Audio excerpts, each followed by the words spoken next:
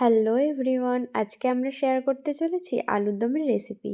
আলুর দমের মশলা বানানোর জন্য আমরা এখানে নিয়েছি এলাচ, লবঙ্গ, শুকনো লঙ্কা, স্টার এলাচ, দারচিনি এবং পোস্ত আর কিছুটা ধনিয়া। তো আমরা প্রথমে ওগুলো রোস্ট করে গুঁড়ো করে নেব। তারপর আমরা একটা টমেটো আর 5-6টা লঙ্কা, পরিমাণ মতন যে যেরকম ঝাল খান সেরকম, আর তার সাথে কিছু কাজু, আদা আর চারমগজ আমরা বেটে নেব।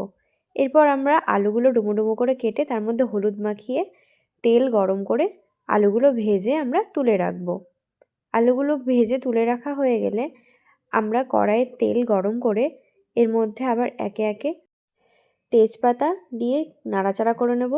তেজপাতাটা কিছুক্ষণ পর ব্রাউন ব্রাউন হয়ে আসলে তার মধ্যে আমরা 1 চামচ হলুদ গুঁড়ো, 1 চামচ কাশ্মীরি শুকনো লঙ্কার গুঁড়ো মিশিয়ে ভালো করে নাড়াচাড়া করে এরপর এর মধ্যে কড়াইতে আমরা টমেটো, কাঁচা লঙ্কা, আদা, চারমগজ, কাজুর যে পেস্টটা আমরা বানিয়ে রেখেছিলাম আগে থেকে সেটা অ্যাড করে কিছুটা নাড়াচাড়া করে তারপর আমরা সেই মশলার বাটিটা ধুয়ে কিছুটা পরিমাণ জল দিয়ে দেবো। এরপর আমরা আবার কিছুক্ষণ ভালো মতো নাড়াচাড়া করে নেওয়ার পর এর মধ্যে আমরা এই ভাজা মশলাটা মিশিয়ে নেব, যেটা আমরা আগে থেকেই গুঁড়ো করে রেখেছিলাম। এরপর আমরা ভালো করে মশলাটা মিশিয়ে নেওয়ার পর কিছুক্ষণ নাড়াচাড়া করে এর মধ্যে আগে থেকে ভেজে তুলে রাখা আলুগুলো মিশিয়ে দেব। এরপর মশলাটার সাথে আলুটা ভালো করে মিক্স করে তার মধ্যে আমরা সামান্য পরিমাণ জল দিয়ে দেব।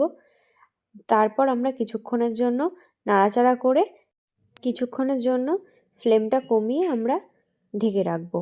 তারপর কিছুক্ষণ পর ঢাকনা তুলে আমরা এর মধ্যে 2 চামচ টক দই, 1 চামচ মতন চিনি স্বাদের ব্যালেন্সের জন্য, 1 চামচ মতন নুন, এরপর আমরা সব কিছু একসাথে ভালো করে মিশিয়ে নিয়ে আবার কিছুক্ষণ ঢেকে রাখবো।